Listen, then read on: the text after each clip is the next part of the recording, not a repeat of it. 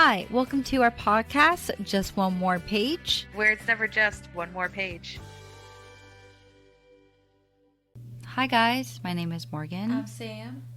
Yeah, and this is my birthday week. Hey! Woo! My birthday. Your birthday's on Tuesday? It is on a Tuesday, which I don't really like my birthday on the Tuesday. I don't think anybody likes their birthday on a Tuesday. I mean, hopefully it'll work its way back up to like a Friday or Saturday or something like that. 'Cause that's when it's a fun, like, because everyone can like come out and hang out. But I don't know about you, but my birthdays are always so busy, like so busy. Like, so this week alone, I went to a concert. I saw New Kids on the Block, Salt and Peppa, Vogue, and Rick Ashley. And I went with my two favorite coworkers, my two besties. And it's really funny because they love New Kids on the Block. Do you know New Kids on the Block, Sam? Yeah, no New Kids on the Block. Okay. Well, like, they knew them when they first came out because they're about, like, 10 years older than me. And so I know some of their songs, like Step by Step. I know that song because it's, like, really popular. But I don't know all their songs. So every single time they would come out, I'd be like, I don't know this song, but I'm just going to dance. But there was a lot of times, Sam, where they would just open their shirt and I'd be like, ew, you're like 50 or 60 years old. Stop. Oh, God. But it was such a fun time. But yeah, this week alone, I have like my close friends, my close coworkers. They're surprising me, so I don't know what I'm doing per se. I hope it's something fun. Dun, dun, I don't know what we're doing. We'll get all the tea on the next podcast because we'll yes. find out what the What it heck's is. going on this week. Yeah. I meant to send your birthday gift out today, but pending car issues, I did not get to the UPS store. It'll get sent out tomorrow. It should be there on time. Yeah. So It's fine. Logistic issues today. It was so much fun. Mm-hmm. Yeah, But in honor of your birthday week, you picked Below Zero by Ali Hazlewood. So I really wanted to read a romance novel, and I don't know, there wasn't really any good romance novels that were out. And honestly, thinking about it, I feel like we should just read like one of my favorite romance novels, and that would have been like a lot better than kind of like what I read. And this is part of a novella series, and this is the third one in it. And I'm a little bit confused because on Kindle and like even Apple books, this wasn't released until the 6th of July, but it was first published on April 5th. So maybe this is an old book. I don't know. But this is Below Zero by Ali Hazlewood, who also wrote this really, really popular TikTok book. It's called The Love Hypothesis? No. Yeah. The Love Hypothesis. Yeah. That's what she wrote. And it was super popular because people were like, oh, it's the Adam Driver fanfic. And everyone like, it's like Raylo and Adam, not Raylo, but Raylo and Kylo and I don't. Fanfic? Yeah. Yeah, fanfic. Yeah. But this one is about this girl named Hannah who is a NASA aerospace engineer, and she is stranded and injured in the remote Arctic, and she thinks no one's going to come save her. She's really hurt, and she literally thinks she's going to die there until she finds out that her rival is actually coming to save her. So it's supposed to be romantic. I picked it up because I was like, ooh, romance, but also drama. And I love drama. But yeah, Sam, what did you think about this book? Like in a non-spoiler way. Not my favorite. I felt the same way. So I feel, I get that it's a novella and that it's going to be short, but I felt like, I don't know, the story was kind of choppy. There was a lot of times in the story where it went back and forth, and like from the present to the past to the way, way, way past. And it didn't make the story flow very well. And as for romance, and I know a lot of people actually love this book, but for me, the romance was drier than a bread of toast. like it was not. Well, I'm good. wondering, like, when they put the story together, like, how, like, when they pieced it, like, I'm okay with, like, how it started, but then the timeline kind of didn't really make much sense. I don't mind time jumping, but I didn't like how much we jumped around all over the place. It kind of, like, threw me off, and I was like, yeah, meh, you know, and I was underwhelmed.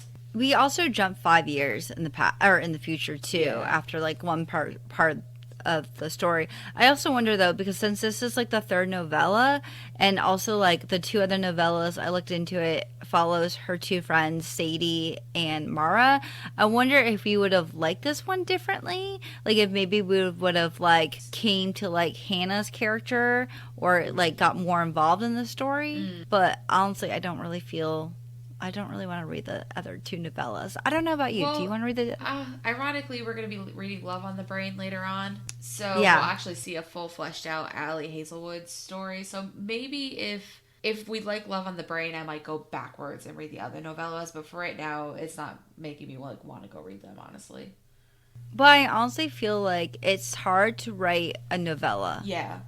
Unless it's like... Because I've read a lot of novellas before where it's like a novella off of a story. Mm-hmm. Like, I think... I'm trying to remember one. Like Cinder. The Lunar... I don't remember what it's Lunar called. Chronicles? It's like Lunar Chronicles. They did novellas of like what happened after the fact. Mm-hmm. So you still already got like a fleshed out story, but then you also got like a side story. Yeah, kind of like but a slice of life. But I mean, everything's already with those novellas. At least the world, not the world, but like obviously this is the real world that we're talking about. But like the characters are already set, so you don't have to learn anything about them. So you just kind of like go along with this like side story. Where this, granted, if we read the other two, maybe we would know more about Hannah, like you said. But with this, we had to like learn the characters and their relationships, and then have a connection, and then make it to the end of the story in like 115 pages. And I was just like, I don't know.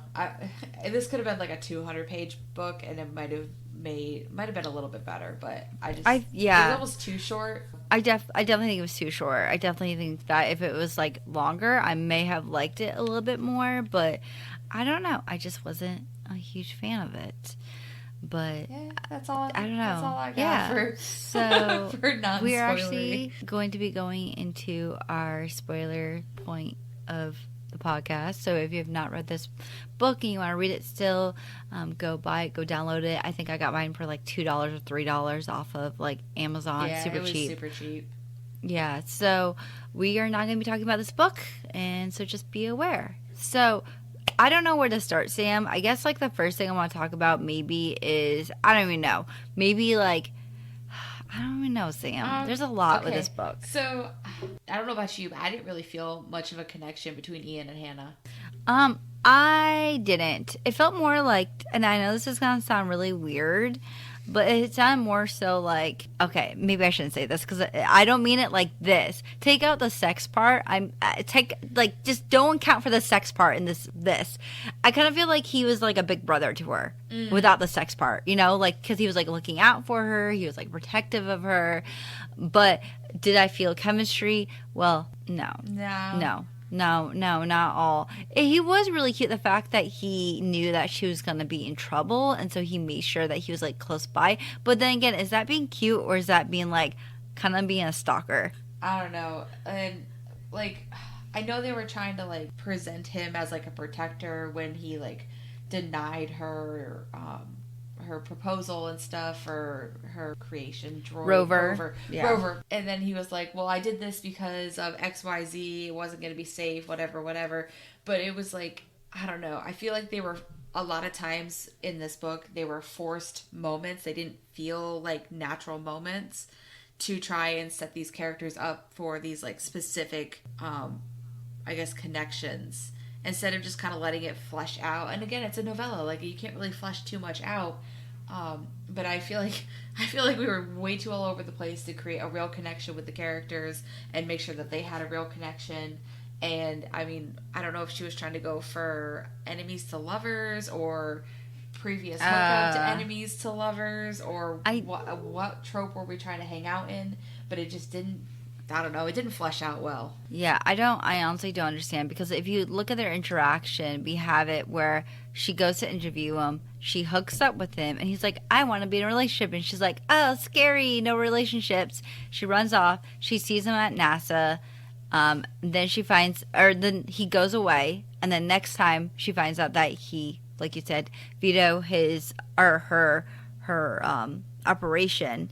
And then the next time around is when he's coming to save her. That's all the interactions we had between the two couples. And it didn't feel like it was enough, at least for me. And also, like, it made sense to me why he vetoed it. And I don't like the fact that, you know, she obviously seems like a really, really smart woman. Like, aerospace, NASA, like, that is high above me, okay?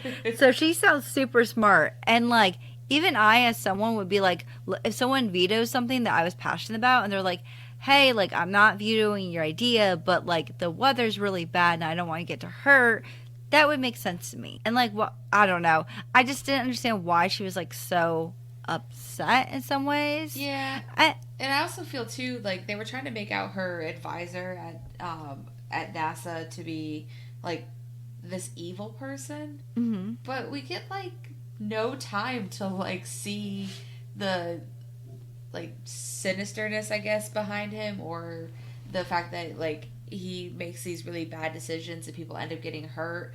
Like, he makes this promise and then he's just kind of like a background character and stuff. So it was like we got introduced to characters that really didn't matter for the most part, except to get her where she was. And it was just odd. It just all felt like, I don't know, like different plot points, but not the same story. It just didn't flow together. I also kind of feel like Ian was a little bit of a flat character. Mm-hmm. He kind of came off as I hate saying the word nerd. I don't like the word nerd, but, like, I guess I'll just use it. Like a nerd who doesn't know he's hot kind of thing. Mm-hmm. And I don't know if I like that. But, like, I don't know. He was an okay character, but I wanted more chemistry. Also, do you know how he was, like, threatened by, like, a Home Depot Lowe's. or, like, Lowe's video of him going to the bathroom. Was it going to the bathroom? Yeah, he was using, like, one of the toilet Displays. I'm pretty sure I've read that in a book before. Oh, I'm I pretty think sure it's been done. I've seen it done in movies before too, where, like, the little kid just decides to, like, sit on the toilet and whatever. I wonder how many times that actually happens. I'm gonna go on Reddit. I'm gonna ask the question, be like, how many times does the children pee in your toilets? I need to know for science. For science. Speaking of for science, some of those spicy scenes made me want to cringe out of my skin.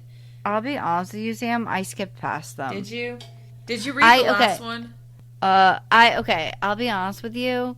So I listened to the first one because I listened to this as an audiobook because I'll be honest with you, I was way too tired this week from going to the concert and having to work, and I also went to another like show, so I've been very tired the last couple of days, so I was like, I have no energy to read this book, so I'm just gonna listen to it. So I listened to it at home, and I got through the first spicy part and was like, okay, like, that's spicy, but whatever.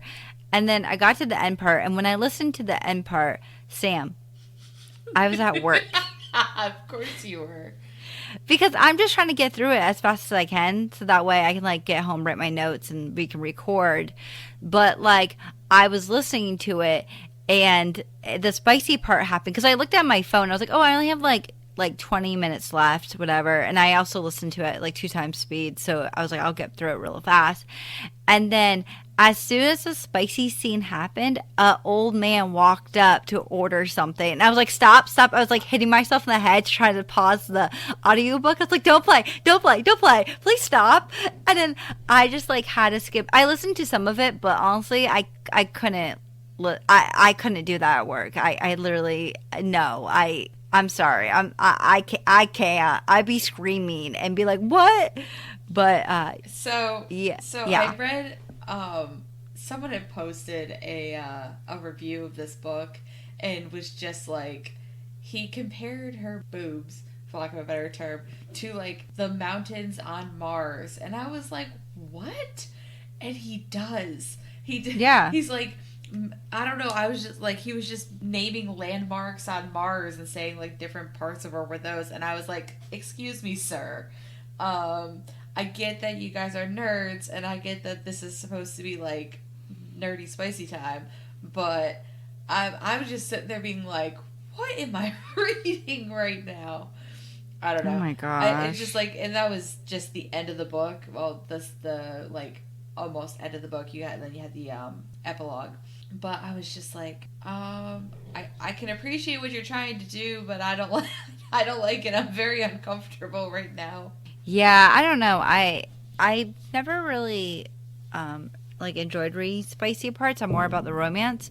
But like if the romance was really good, I'd be like whatever about the spicy part.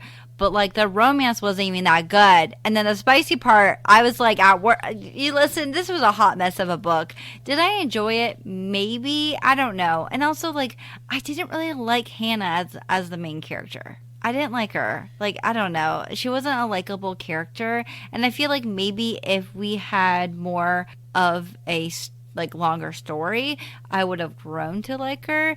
I just felt like it wasn't good. And also like the science part was really interesting to me, but I wish that it was explained a little bit more, if there was a bit more into it. Yeah, it felt like the author was like looking up space terms and just threw them into the book. Yeah, yeah. Also, is this a like an HR nightmare for two people in their company to be dating like this? Yes. I'm just asking. Yes. I'm just asking. I'm just throwing it out there. Isn't Ian almost like her boss? Yeah, Ian's pretty much her boss. Oh God. Yeah, yeah. But I don't know. I overall about it, and I feel like I feel like this podcast episode is gonna be really short because this novella was really short. Yeah. But I don't know. Am I excited to read her other book that we actually got an early arc for? Yes, because I'm interested in seeing why so many people love her writing. Mm-hmm. I'm also interested in seeing how she can flesh out a full story. And I think it's really cool that she is focusing on writing about women in STEM, because I feel like that's something you don't really see a lot in books, because a lot of times in books, the main characters are usually like writers or something to do with something creative. So I think that's really cool that she is writing about women in STEM, because that's flippin' awesome. But I think I rated this book like 3 stars. Yeah, I think I gave it 3 stars as well. I was like, Underwhelming. I mean, for the most part, like, I paid $3 for it. I'm not mad about it. I was expecting just a little bit more out of the novella than I got. I'm hoping Love on the Brain's a little bit better. I hope so too. And I'm really excited to read it. And I don't know. Maybe I don't know. I have high hopes. I have high hopes for it. Another thing I have high hopes for, Sam, is are you ready for this? Oh, gosh.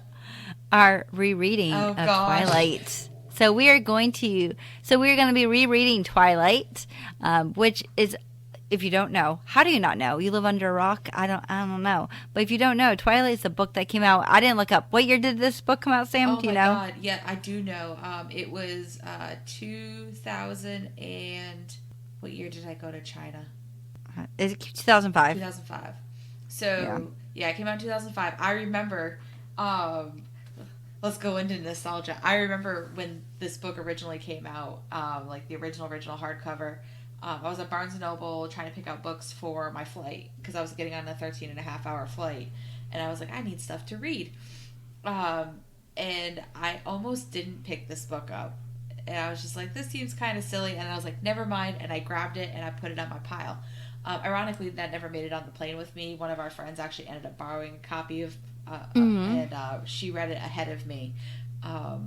But yeah, that's my Twilight origin story. Almost didn't read it, and then I read it, and then I became obsessed like the rest of the world.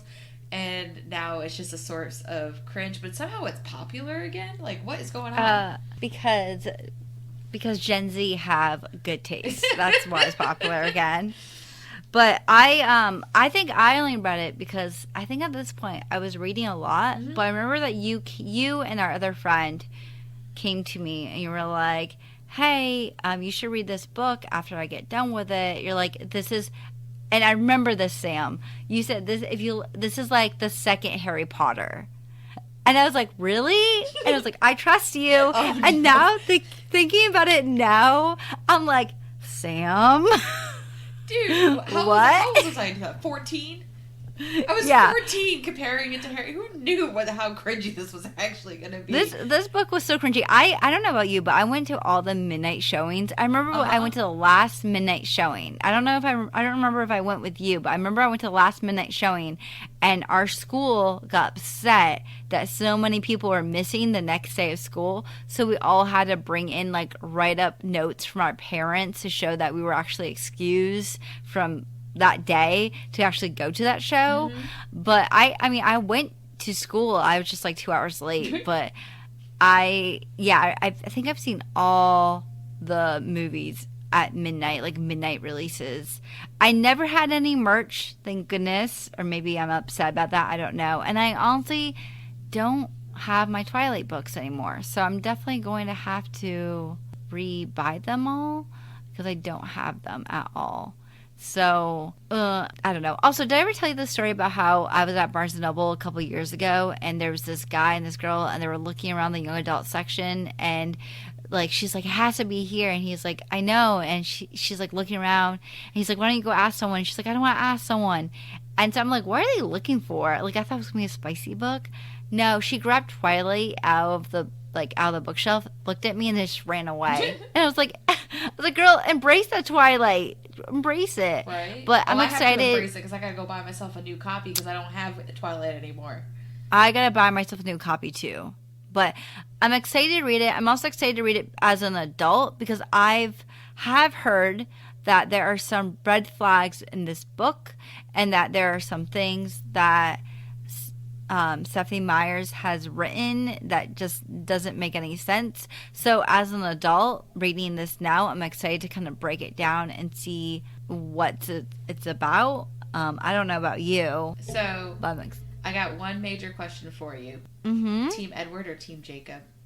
Oh, I think I was always Team Jacob. I think I was Team Edward. And the reason why I say Team Jacob, because I always go for the underdog. Yeah, we all knew she wasn't going to ever end up. Listen, if you're listening to this, I am not spoiling nothing, because these have been out forever. But we all knew she wasn't going to end up with Jacob. But I'm very interested to read this, like, as an adult. So this will be a very interesting experiment. It'll be kind of like The Daughters of the Boodle all over again. Probably like, why were we allowed to read this? Yeah.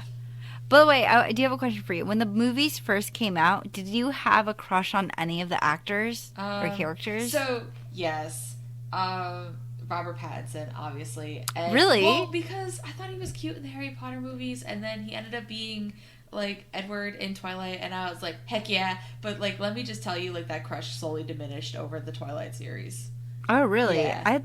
I love Robert Pattinson. He's, I don't know. I feel like he's such a meme in some ways. Yes. Have you ever seen that meme of him like with I don't know if you understand what I'm talking about, like that meme where he's like looking very confused. I have that as a sticker. I love it so much. I think I've seen that sticker.